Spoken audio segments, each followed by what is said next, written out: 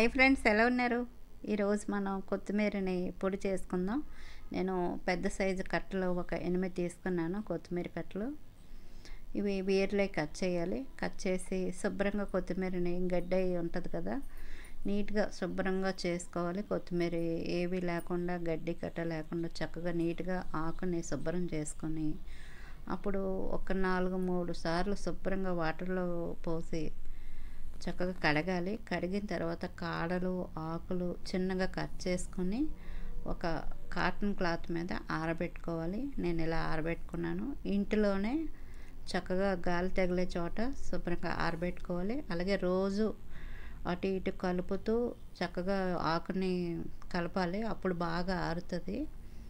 రోజు ఇలాగ మనం కలుపుతూ ఉండాలి ఆకుని, రోజుకి ఒకసారైనా. ఇలా నాకు ఆరినాక ఇంచుమించు 6 రోజులు టైం పట్టింది. ఆరిన తర్వాత మీకు చూపిస్తాను. చూడండి, కొత్తిమీర చక్కగా ఇలా పట్టుకోగానే పొడిగా అవుతుంది. అంత బాగా ఆరింది.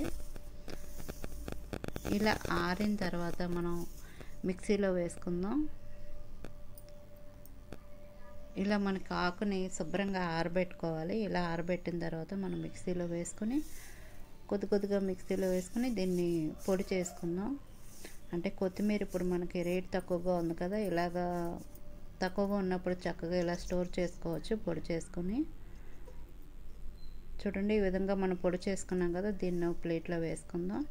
ఇదే మొత్తం కొత్తిమీర అంతా మనం ఇదే విధంగా పొడి చేసుకోవాలి. ఇలా పొడి చేసుకుంది మనం బాటిల్లోనే, గాజు బాటిల్లో మనం స్టోర్ చేసుకోవచ్చు. ఫ్రిడ్జ్లో పెట్టే పని ఉండదు.